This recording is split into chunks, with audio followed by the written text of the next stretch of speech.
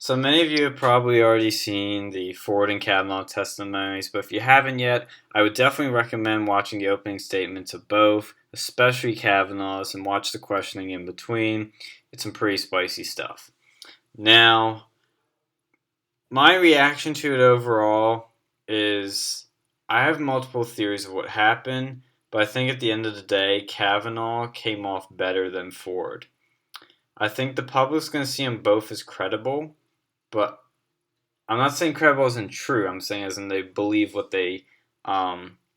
these people said and what they believe. But Kavanaugh surprised me. I expect him to play it safe and play it cool, but he came out angry and he came out hard. He didn't hold back. I think that was a smart move because it showed emotion, passion, multiple points he cried, and he overall just killed it with his opening statement. I highly recommend everybody watch it. A lot of moral grandstanding from a lot of politicians as usual. And I have to say, though, and we'll play the clip in just a moment, but Lindsey Graham killed it. I hate that guy. I don't like him at all. He's always been a neocon cuck, but oh man, he killed it. Because he spoke the mind of every conservative pretty much out there that knows that this is a political sham. You know, my theory of what happened is I pretty much believe the Scott Adams theory, which is that there was a false memory, that Ford, something did happen to her at this party, and she thinks it was Kavanaugh, but it really wasn't. But I can definitely see that this party didn't even happen at all because nobody's backed her up. The second accuser doesn't make any sense. She was drunk and doesn't remember anything and was piecing things together. The third accuser doesn't make any sense because she got gang raped, she claims, but she went to a party where she knew gang rape was happening, kept going, and got gang raped. Doesn't make any sense. This accuser, at least, is the most credible of all the accusers, and yet there's a lot of holes in her memory. It just doesn't add up. Kavanaugh does not have any holes in his memory, and he backed it up with a fucking calendar that he even said today why he had the calendar, which is because his father would do that to have a diary of every day of his life. He'd keep the calendars, and Kavanaugh started doing the same thing in 1980. So that backed that up, and it made that makes a lot more sense. But that's my thoughts. We'll see how things go. I predict the committee will tomorrow will vote him in, and then I believe he will get nominated. You'll probably see some cucks not vote for him. Democrats, of course, won't vote for him. Maybe a few will, but I even doubt that. But this was a total political con job by Dianne Feinstein and the Democrats to ruin this man's life, to prevent him from getting on the Supreme Court, to prevent Republicans or really just constitutionalists from having their interpretation on the Constitution for the generations to come. They're just going for the dirtiest of dirty tactics. They don't give a shit about any victims. They don't give a shit about Ford. They don't give a shit about any assault victims. All they give a shit about is stopping the other team from winning. I agree with this. I definitely think that what's happening right now, it's nothing but political jar. Like it's a completely political attack. What's going on? And they're really showing their like true colors that they will stop at nothing. They didn't release this until it was like right about for Kavanaugh to get in there, and it was like an insurance policy, in their sort of minds. Like they had an insurance policy against Trump with the deep state. But this, it's like really disturbing because like look at false accusations. Look at the history of that. Like look what happened to Emmett Till. This black guy was murdered Yeah. over a false allegation. And they were going to perpetuate this. And the Democrat Party, they support that then, they support this now. Yes. And like look at To Kill a Mockingbird. Like there's a reason why they want to ban that from schools. And honestly, I think it's because they want to go and make these allegations all powerful. Because look, it's a banned book because they say they use racist language. Well, actually, it's in complete context. Like the story was about two things. Most people only see the race context of To Kill a Mockingbird. But if anything, the story is actually more about the dangers of a false accusation. Because that's exactly what happened in there. and the black guy ended up getting like sent to jail and To Kill a Mockingbird, and eventually murdered. So he tried to escape, to my knowledge. I mean, I read this book a few years ago. I don't have the memory that Kavanaugh does, which good on him. I can remember something like I can remember the party I went to like 3 years ago. How like he's actually doing pretty well to remember a party that happened like 30 years ago. Yeah. I mean, thankfully, as a calendar, maybe I should start doing that, just document everything. But like this whole case, it's really disturbing because the left, they keep pushing this. And if you support Kavanaugh in any way, you're deemed like a rape enabler, basically. Mm-hmm. And I think that's like really scary. And this is really scary to young men out there because it's going to make them think twice when they associate with females at like parties or even in the workspace. Because this opens up all these dangers of a potential false allegation over here. Like, there's nothing more scary than being falsely accused of something. Like, I've been falsely accused not of sexual misconduct, but of like actually like punching someone in the face. And when you go to, I went to like the principal's office, and the guy's over here, and he had like at least he had more evidence than this Ford person, because he actually had like his face was hurt. There was like a bruise on there, but found out later that he actually faked that because I think I said something to one of his buddies and he wanted to go and get me in trouble. But it completely fell apart, ironically, because of time and like the school's calendar and like my class schedule, because like we would be on opposite sides of the building when this event supposedly occurred. And what happened with Kavanaugh is it's quite similar because he was like at the beach, to my knowledge, when this event supposedly occurred. And the people that she brought up and said they saw this, they all claim, to my knowledge, because I know this is still developing, that they were not there, and things did not happen the way that that Miss Ford decided, or Mrs. I don't know, decided to go and say. And honestly, you're pretty kind to her because I think she's making the whole thing up. Like, I have no reason to believe what she said. Like, sure, she gave testimony, but that's all that is just words. Mm-hmm. Like, there's no physical evidence on there for me to believe one way, that she did anything. And the only one with any physical evidence is Kavanaugh, because he at least had the calendar out there and the diary. I don't know if he showed the diary. I wouldn't want to show a diary from, like, when I was a kid. And they want to go and get out because, he was drinking beers at a party, and the feminists are all like, this is boys will be boys stuff, and it's really dangerous. and I hate that. Like, who says that about like someone who's actually like raping someone? Yeah. Oh, boys will be boys. I've never heard that outside of feminist narratives when this supposedly happens. Like, boys do not cover up rapes. Like, good people don't cover up rapes. I mean, boys, some boys do, but they're terrible. I don't even want to call them men. They're disgusting if you actually cover up or enable or a participant in a rape. And all these allegations, they happen at the 11th hour of his nomination. Yeah. This is a tactic by the left, and this will prove to be a pivotal point, because if they get him in there, like if they actually elect Kavanaugh, I think that'd be great for the Republican Party, because it shows that they, the Republicans in Congress will not, cuck to the leftist narrative. And if they don't, I think there will be a lot of negatives that, like, I think it's going to really hurt the Republican base, because every time Trump's going to have another nominee, unless it's a woman, there's going to be some of this, false rape allegation BS. And, this happened. This wasn't the first time they've started with these false allegations or like allegations of things that happened like 30 years ago. So I remember when Roy Moore was getting elected, they pulled the same stuff into work then, and that's why they're doing it now, because they saw that it worked. Yeah. Maybe that was more realistic than this one. I don't know. It was 30 years ago, and I think his was like 50 or something. It was a long time. And when there's a reason why we have statutes limitations, because after a certain period of time, it's really difficult to go and find evidence. Like, even the IRS, they only want you to keep records for like, I think 3 to 5 years. Yeah. This is 30 years. This has more of a magnifying glass on your person than the frickin' IRS. Like, just think about that. Think about that. Like, who keeps records like this? Like, most companies, like even, like in highly regulated industries, they only keep records for like at most 10 years. And you expect some guy to pull out like evidence from like something that happened 30 years ago, but the dude actually did. Yeah. Like, they should have just dismissed it at that point. But the fact that Dianne Feinstein and Cory Booker, who's actually is an admitted sexual assaulter, yeah, he's a groper. He admitted to groping someone before, but it's okay when he does it because he's a Democrat. Yep.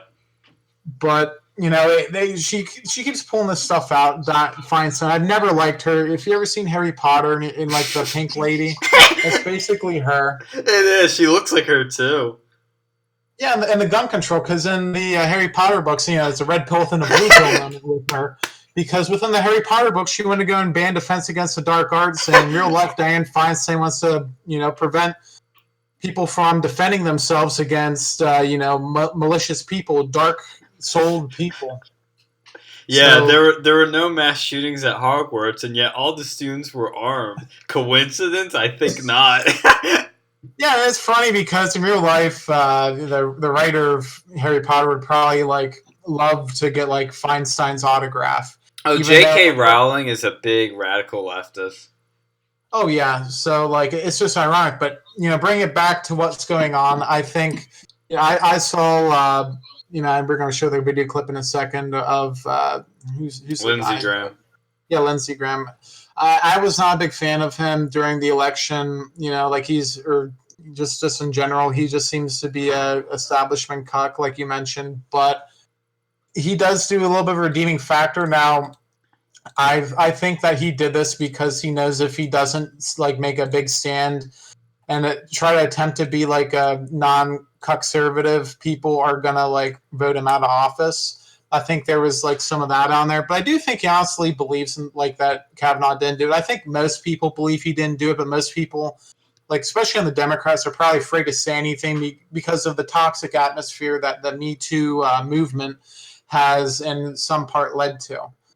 And I think that if this is allowed to if this happens with Kavanaugh and he doesn't get elected because of this, I think there will be hell to pay, and every single anyone in public politics, any sort of political sphere, any man is going to have to worry about these false accusations. Yeah. And we need to go and have the last stand of men, basically. This has become, it's not just about, politics. This is an issue with, the legal system. This is an issue with men in general. And we need to go and have a stand and say, no, if you have no evidence of something happening of a sexual nature, then there is no case. You need to have evidence. And when you have something 30 years ago, then and you have no evidence with it, you have to go and dismiss it with prejudice. Yeah, it's pretty bad. And the Democrats have done this before. And not as bad though. This is the worst they've done it. But with Bork, they called him all kinds of terrible things: racist, sexist, homophobic, you name it. They called him that. Try and stop him. They did it with Clarence Thomas, a black man who just happened to be in the wrong party for them. They called him, an Uncle Tom and all these things. And he has that famous clip where he calls it I forget the term used, but he basically says it's a lynching, what they did to him. And, they're now doing it with Kavanaugh. And Kavanaugh's going to have some pretty, spicy clips now that are, very a Clarence Thomas moment 2.0 here. I mean, they went all out, weaponized Me Too, weaponized sexual assault to destroy a man. They've already destroyed his life. Let's keep that in mind. They've already destroyed his life. It's how far can they all, make it go now? I mean, his wife looked so depressed, so sad behind him during the hearing or testimony, and he looked just absolutely distraught, and he was appropriately angry during it. Lindsey Graham went off, and his children. I mean, can you imagine what his children are going through, having to explain to them that Daddy is being accused of, groping people and putting his penis in people's faces. I mean, it's pretty crazy stuff. Or gang raping somebody and spicing their drinks. They're literally making him out to be this Bill Cosby. And he's a fucking... I know there can be very hypocritical people like the male feminists or Bill Cosby, but they're making... the guy's a fucking, goody-goody Christian, maybe Catholic, I think. And he coaches the women's basketball team. He feeds the poor. He does all these good things. Yes, it's possible he could be a massive hypocrite, but I just don't see it. I just don't. It's one of those things that, yes, it's an emotional thing, but I just don't feel it. doesn't feel right, and the timing of it is so suspicious. And Ford's testimony, she didn't bring in any new information. He brought in new information. She just brought in more holes in her memory, clarified a few things, but it was no new information, nothing to really help her. He did a lot that helped him. That's where I see him as a winner. He did stuff that helped him. He gained from this. She gained some credibility in terms of she testified and she, appeared fairly, eloquent to an extent, but she kept saying, like, I don't know, I don't know, I don't remember. And I can understand that, but in a traumatic event is this. You remember this shit. I mean, but it's also very possible to forget shit. I forget shit all the time. It's very possible to forget stuff. But she doesn't even remember who drove her home or who drove her to the party. Like, those are some basic things.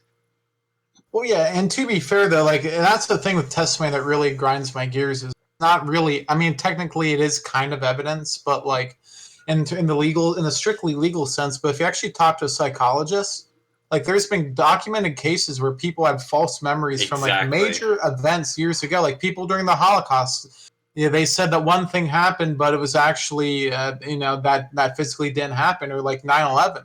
There's some people who said, I was doing this and that during 9/11, completely false. Yeah. Look at the Mandela effect. People, it's not not something consciously that they do, and they honest to God believe it, and they would pass a lie detector test, but they just don't know. And I think, that could have happened to her, or, she could have been just purely put up to it. I don't know, and I don't trust her. And honestly, I think the only way that we can really get this to stop is if we start holding false accusers accountable for potentially ruining someone's lives. Like, there was actually another case, the Duke Lacrosse accuser, she actually got sent to jail for recently for murdering, I think, her boyfriend. It was like Saturday. I saw an article about that. Yeah, but I have to go and talk about that, I think, on our weekly broadcast. But she murdered her boyfriend. If they would have sent her to jail after her false accusation, like, would have saved a lot. And I think that's what we have to do, because when you make a false accusation, many times people are completely let off the hook. And if you do not know, like, for sure that this happened, you shouldn't make an accusation. If you don't know that this person was 100% the person who raped you at this time and at this party, you shouldn't accuse someone falsely unless you're 100% sure of the facts, because that's what matters. Yeah. Yep. I agree. There needs to be some penalty against the, false accusations, the people that make these false accusations, because it damages people's lives. This is where defamation can definitely come into play. And yeah, Duke Lacrosse is a perfect example of that. But what's very dangerous, it's very dangerous, Trump has talked about this and others, is that here on out, we're now setting, especially if he doesn't get the seat in the Supreme Court, but even if he does, it doesn't matter. Here on out, we have set the precedent that you can ruin a man's life with accusations alone. With Harvey Weinstein, there was fucking proof they had on video. With all these others, there were so many overwhelming with evidence and what that there was, you could definitely say that this person raped these people. But with this case is not a good poster child for the Me Too movement. It's a good poster child for the false accusation movement, because this is setting just a precedent of guilty till proven innocent, and we cannot allow them. This country is going to be very dangerous. You're going to see so many people's lives ruined, not just at a celebrity level, not just that, but at a lower level. Because now what you're going to have is people that are going to say, you're going to go work for this job, and if somebody doesn't like you, they're going to go, oh, he went to Penn State, or he went to Harvard, or he went to SMU, and there was heavy drinking and hazing, and he was one of the people in the room that watched it happen, and you don't even get your job because of that, even though you didn't do that. And you're going to see that, like, scaring people away from becoming public figures. Like, even I was thinking about it last night. I was like, if I ran for office, or if I did something that would put me in the public sphere, I'd be a little scared now.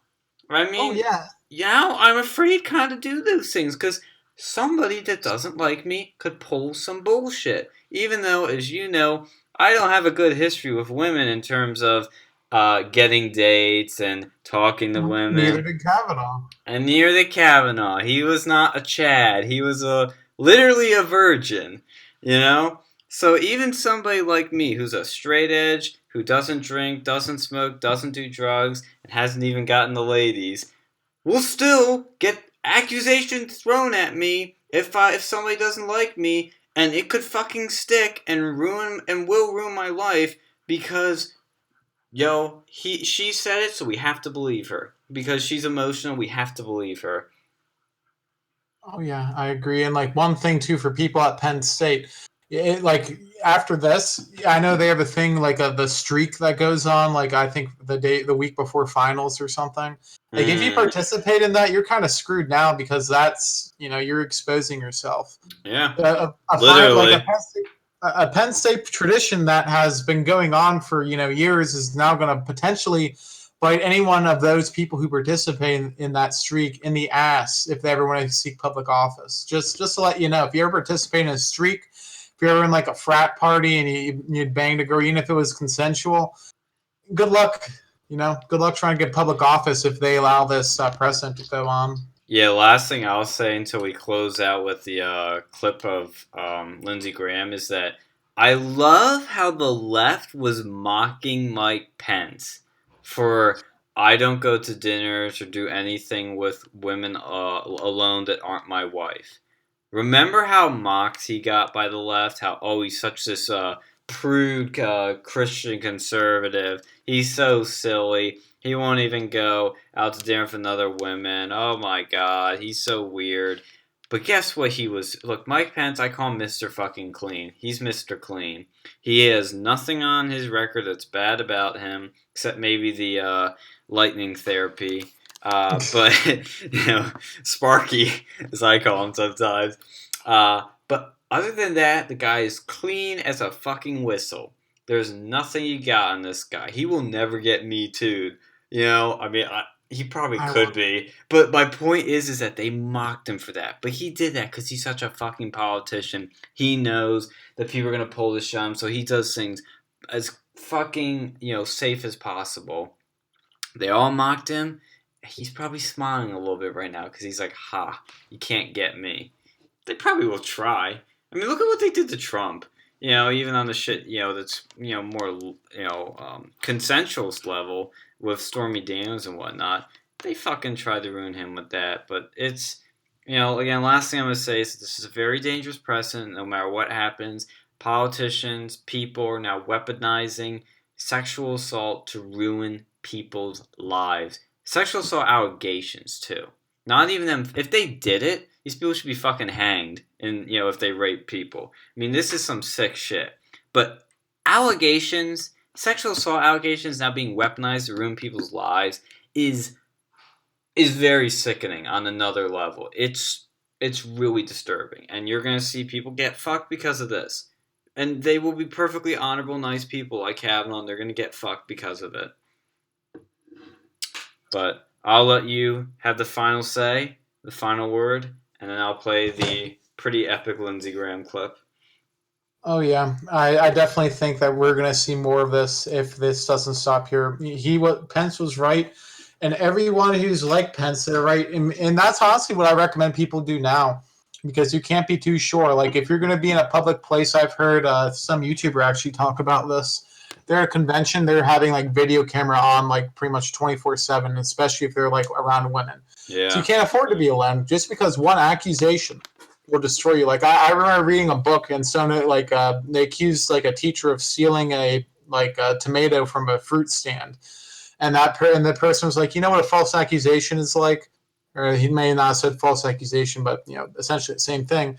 And then he cut open a pillow filled with feathers, and a gust of wind came up and he threw up the feathers into there. He's like, okay, go and pick up all the feathers now, because you can't. Once you have a false accusation, you can't take that back, and it's very difficult to regain your previous standing. Very difficult, and that's what's going to happen. Even if he does get in, I think he's going to be this is going to be like haunting for the rest of his life, sadly, unless things start changing with the with how we deal with sexual assault allegations. Yep. 100%.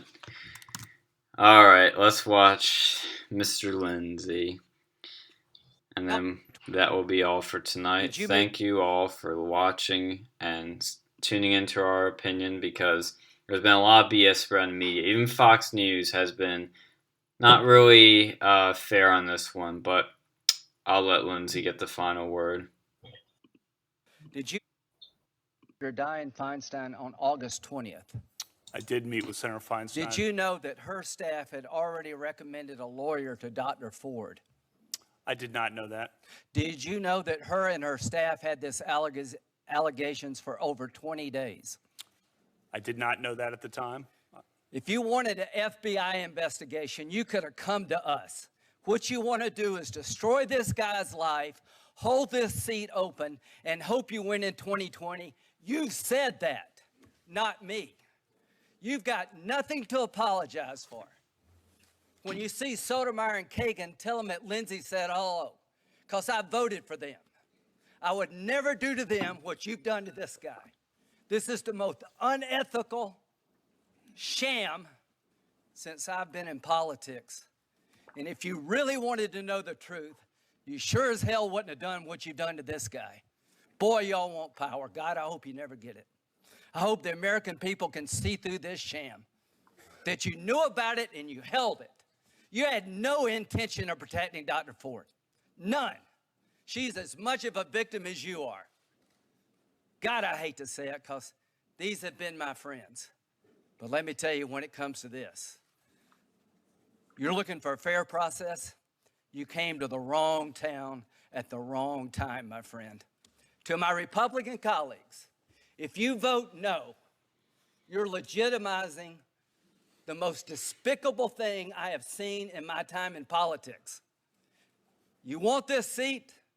I hope you never get it. I hope you're on the Supreme Court. That's exactly where you should be. And I hope that the American people will see through this charade. And I wish you well, and I intend to vote for you, and I hope everybody who's fair-minded will. Woo! Yeah. Subscribe if you want more good, spicy shit like that. Because this is the clip CNN isn't going to be showing you, MSNBC isn't going to be showing you. They're not going to be showing this. And if they do, they'll paint it in a negative light. But Dianne Feinstein got the fucking shit thrown back in her face. She deserves it. Subscribe for more of this. And we'll see you guys in the next one. Catch Real News at 7 p.m. on Line 90.7 FM or online at theline.fm. Or wait till the video is uploaded here. Eastern time, by the way. Just for you folks out there who might live in other areas. Yes, true. 7 p.m. Eastern Standard Time. Please tune in. We'll be having more coverage of this and more coverage of other current events. And probably other happenings in the local area that will be happening over tomorrow and the next several days. So, stay tuned for more.